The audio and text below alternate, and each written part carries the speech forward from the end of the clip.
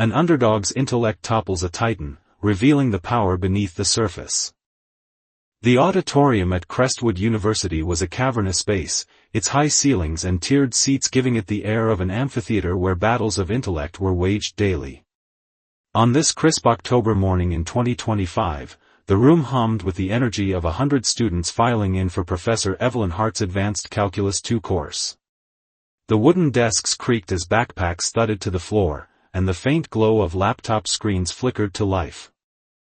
Hart's class was legendary, not just for its rigor, but for her unrelenting standards.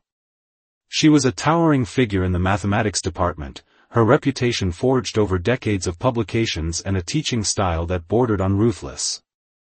With her jet-black hair pulled into a severe bun and a wardrobe of tailored blazers, she exuded an aura of control that silenced chatter the moment she entered.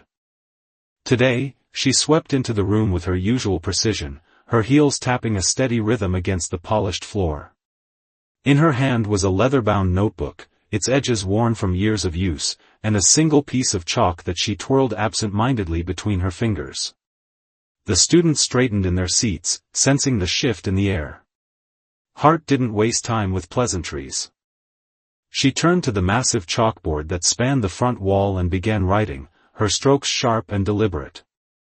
A complex differential equation unfurled across the surface, partial derivatives nested within integrals, a labyrinth of symbols that seemed designed to intimidate. This, she said, her voice cutting through the room like a blade, is where we separate the competent from the complacent. Today, we're tackling nonlinear systems. If you can't keep up, I suggest you reconsider your place in this course. Her eyes scanned the room, lingering on certain faces, students she'd already pegged as either promising or disposable. Near the back, Marcus Ellis sat quietly, his hoodie pulled low over his brow, a spiral notebook open in front of him. He was an unassuming figure, his dark skin blending into the shadows of the dimly lit upper rows. Marcus didn't draw attention. He didn't raise his hand or volunteer answers. But his mind was a furnace, burning through equations with a clarity that had carried him from a struggling high school in Detroit to this elite university on a full scholarship. He'd grown up in a neighborhood where math wasn't a ticket out, it was a luxury few could afford to care about. His mother, a single parent who worked double shifts at a diner, had scraped together enough for a second-hand graphing calculator when he was 14. That calculator had become his lifeline, a tool to decode the world through numbers when everything else felt chaotic.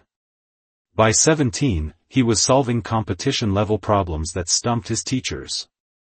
Now, at 20, he was in Hart's class, not because he wanted to prove anything, but because he loved the puzzle of it all. Hart finished the equation and turned, dusting chalk from her hands. "Who wants to take a crack at this?" she asked, her tone laced with a challenge she didn't expect anyone to meet. The room stayed silent. A few students shifted uncomfortably, their pens hovering over blank pages. Hart's lips curled into a faint smirk. "No takers? I suppose I shouldn't be surprised." Then, a hand rose, not confidently, but steadily. Marcus's. The room turned, a ripple of curiosity passing through the seats. Hart's eyes narrowed, locking onto him. She didn't know his name yet, he hadn't given her a reason to notice him. But something about his quiet resolve irked her. Maybe it was the way he didn't flinch under her gaze, or the fact that he didn't fit her mental image of a math prodigy, all pale faces and privileged prep school pedigrees. "You," she said, pointing. "Up here. Solve it." Marcus stood, his sneakers silent against the floor as he descended the steps. Whispers followed him, some skeptical, others intrigued.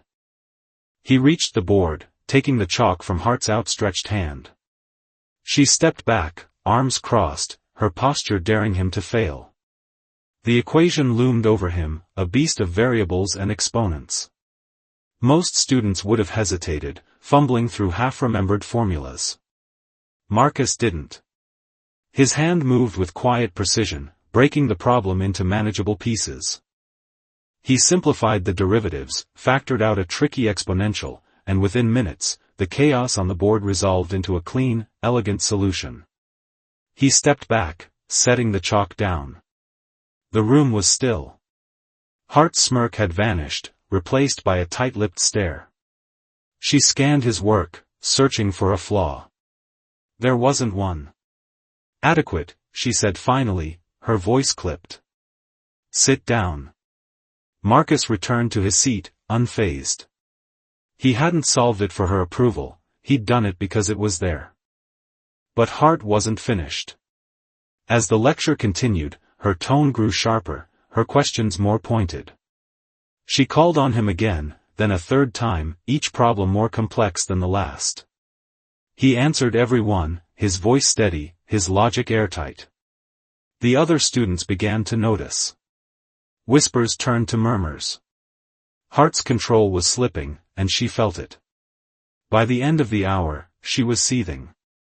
Marcus hadn't just kept up, he'd outpaced her expectations, and in doing so, he'd unwittingly challenged her authority. As the class filed out, she called him back. "Mr. Ellis," she said, her voice low. "You think you're clever, don't you?" He met her gaze, calm but unyielding. "I just like math, Professor." Her eyes flashed. "We'll see how long that lasts. Tomorrow, I'll have something special for you. Don't disappoint me." She turned away, dismissing him. Marcus left the room, his heart pounding, not with fear, but with a quiet fire. Hart had no idea who she was dealing with, and he wasn't about to back down. The next morning, the auditorium buzzed with a different energy. Word had spread about Marcus's performance, and students arrived early, eager to see if the quiet kid in the hoodie would rise again, or crash spectacularly. Professor Hart entered with a gleam in her eye, a predator sensing a challenge. She carried a stack of papers, her movements deliberate as she set them on the lectern.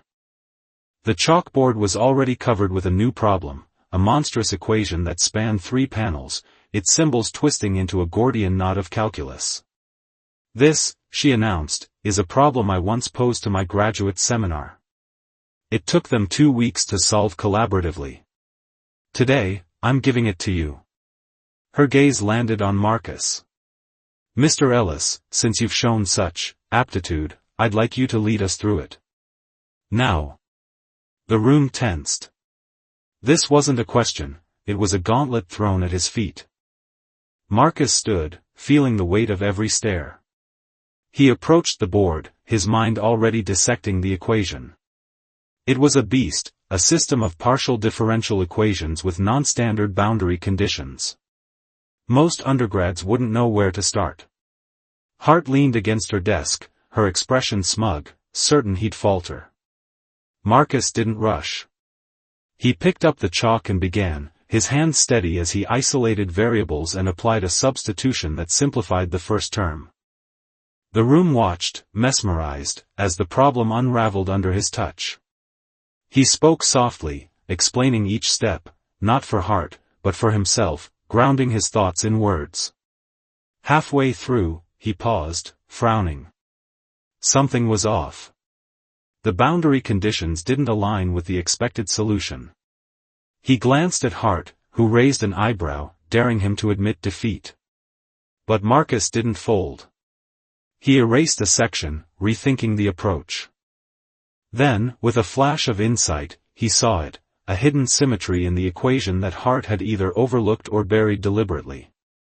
He adjusted his work, exploiting the symmetry to collapse the problem into a solvable form. 40 minutes later, he boxed the answer, a single, pristine expression. The silence was deafening. Hart stepped forward, her face a mask of disbelief. She traced his steps, her finger hovering over the symmetry he'd uncovered. "This isn't how it's typically done," she said, her voice strained. "It works," Marcus replied simply. A murmur rippled through the room. Hart's jaw tightened. She couldn't deny the solution, but she wouldn't praise it either. "Sufficient," she muttered, turning away. Class dismissed. As students filed out, a few clapped Marcus on the shoulder, their respect unspoken but clear. Hart, however, was plotting. She'd underestimated him once. She wouldn't again. Over the next week, Hart escalated her campaign. She piled Marcus with extra assignments, each more obscure than the last, problems pulled from dusty journals, designed to trip up even seasoned mathematicians. He solved them all, turning them in with quiet efficiency. She began interrupting his explanations in class, nitpicking minor details, trying to rattle him. He stayed calm, his responses measured but razor-sharp. The other students noticed. A divide formed, some resented Marcus for upstaging them, others admired his grit. Hart's frustration grew palpable. She'd built her career on being the smartest in the room, and Marcus, with his unassuming brilliance, threatened that.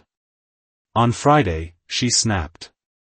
"Mr. Ellis," she said mid-lecture, "since you're so adept, let's try something impromptu." She scribbled a problem on the board, a fiendish mix of Fourier transforms and complex integrals, far beyond the syllabus. "Solve it. Now." Marcus approached, chalk in hand. The problem was brutal, but he dove in, his mind racing.